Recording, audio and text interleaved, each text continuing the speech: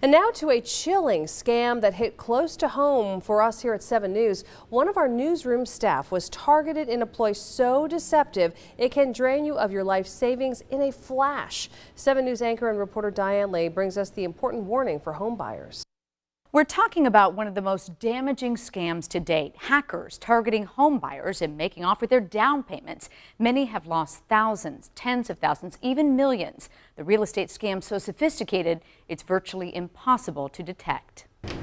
This is 7 News, live at 5. When Brittany Vollmer moved to the upstate to produce 7 News Live at 5 from behind the camera, she never imagined you guys will have about 30 seconds for a chat here. She would soon be on camera with one of the most alarming scam stories we have ever told. I've been a producer for 10 years and I know that it can happen, and I didn't see the red flags.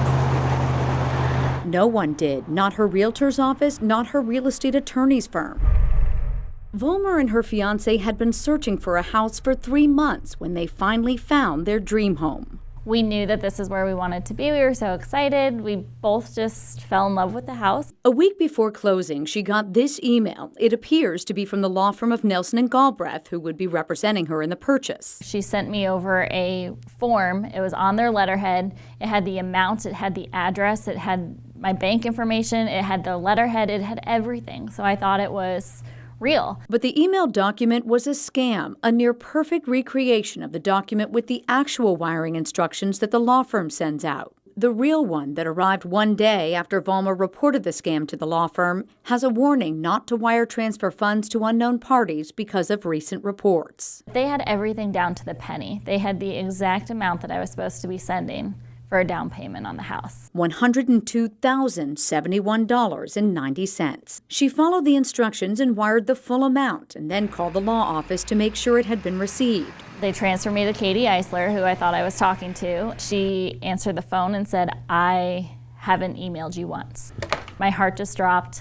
I hung up the phone and immediately called Bank of America and told them that I needed to put a stop on a wire transfer. But it wasn't that easy. The funds had already been transferred to a different bank. That bank told her she could potentially be the scammer, so they couldn't help her. So after 2 hours of being on the phone with the bank and no one was helping me, they sent me to an email address that bounced back to me. I didn't know what to do, so I turned to my 7 News coworkers just to help me and try to point me in the right direction. The next step for Brittany was to reach out to the FBI. The agency says during the last fiscal year, victims lost or nearly lost about $1 billion to this down payment theft. That figure up explosively from 2016, where homebuyers reported just $19 million in the wire transfer frauds. What are the red flags that people should know about?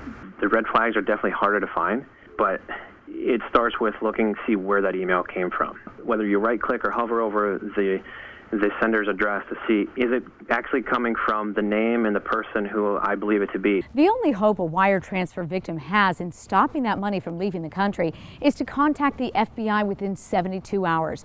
The sooner you do, the more likely the agency can issue what's called a financial fraud kill chain. Vollmer called the agency within hours of sending the money. Her fraud case is still under investigation by the FBI, who's trying to determine where the breach occurred. Neither her realtor, Keller Williams Greenville Central, nor the law firm of Nelson & Galbraith would agree to be interviewed for this story. But the National Association of Realtors says all aspects of the housing market have become big targets for this type of fraud. Is this problem getting worse? Yes, the wire fraud scams are happening. They're becoming more prevalent.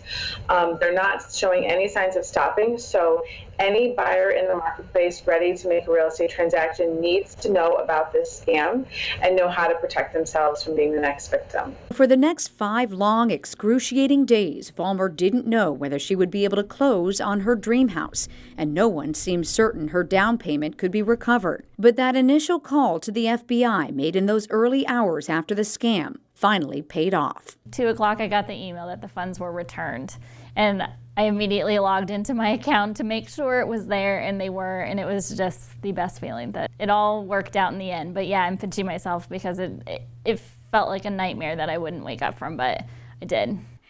And we are still amazed that this ended like it did. That money was a gift from her grandmother when she passed away. The FBI says in many cases, victims never see their money again. Back to you. What a situation. To report this scam, you can call your local FBI office. You also can file a complaint at ic3.gov.